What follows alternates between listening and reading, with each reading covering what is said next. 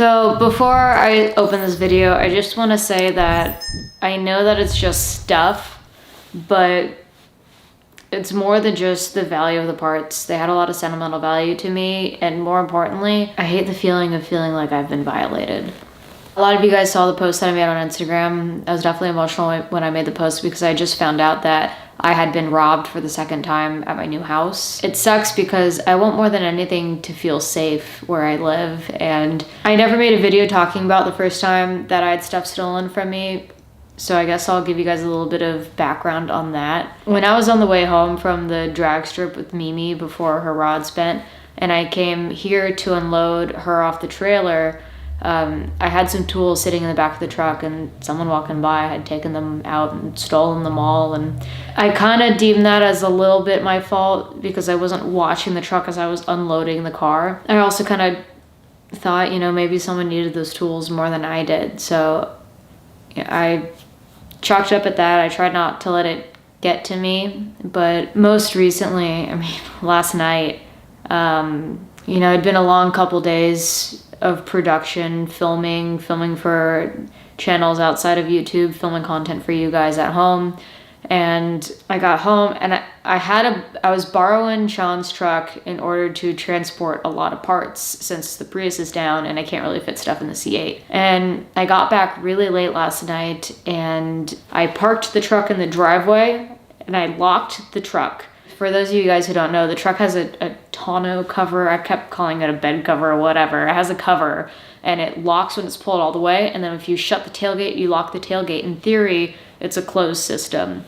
But at some point last night between midnight and sunrise today, someone had somehow, I don't know if they used a coat hanger or something, but got into the cover, was able to open it, and they took all the stock parts I had for my C8 out of the back of the truck. And I do have security cameras. I did an integration with Simply Safe. They were so nice to come on board when I bought my first house for home security.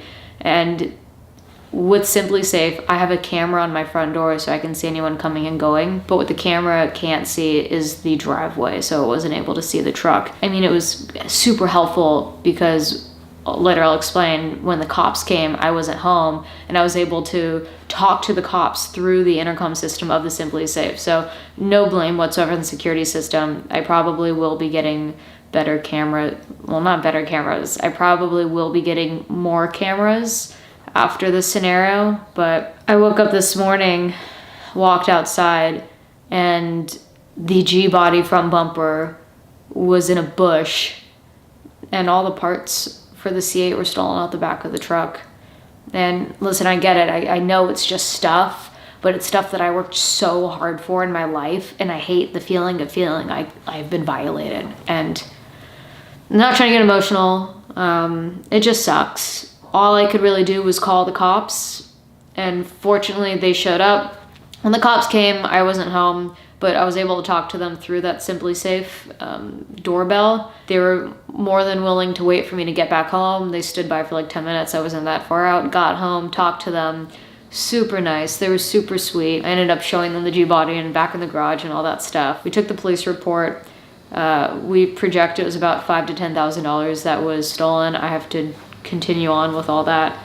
And they told me, unfortunately, it happens all the time. It's very hard to pin suspects because even let's say they did find my parts, they have to be able to prove, I have to be able to prove that they were my parts. Like my name needs to be engraved in it. Like there needs to be something unique. It can't just be, oh, a C8 airbox, C8 struts and shocks. Oh, just because they're missing the tops, whatever.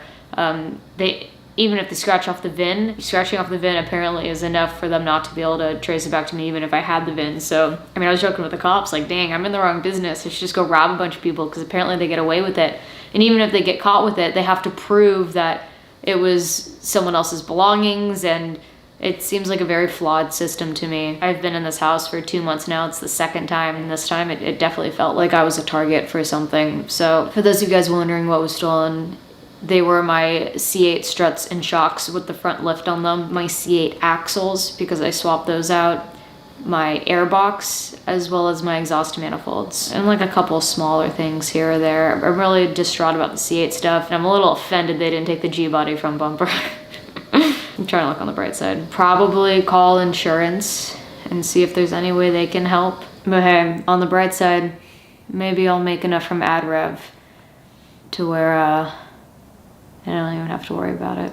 It just sucks. I made a post hoping that the car community would share to try to help me find someone selling C8 stock parts online, which there's not many stock parts. It shouldn't be that difficult to try to track down unless they took it to a scrapyard, which they likely did. And I do have to say thank you to everyone who reposted that I lost all my stock parts. I can't tell you guys how much that meant to me. And I talk so much about how I love the automotive community and how I wouldn't be where I am today without you guys. So sincerely, thank you for reposting that. You know, I'm not going to leave it here.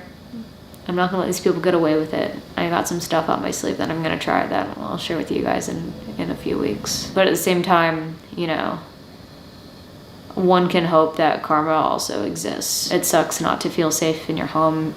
I feel like I can't park anything outside at this point. If I were to force myself to look at a silver lining, I got more room to store more car parts. And who knows, maybe we find the parts.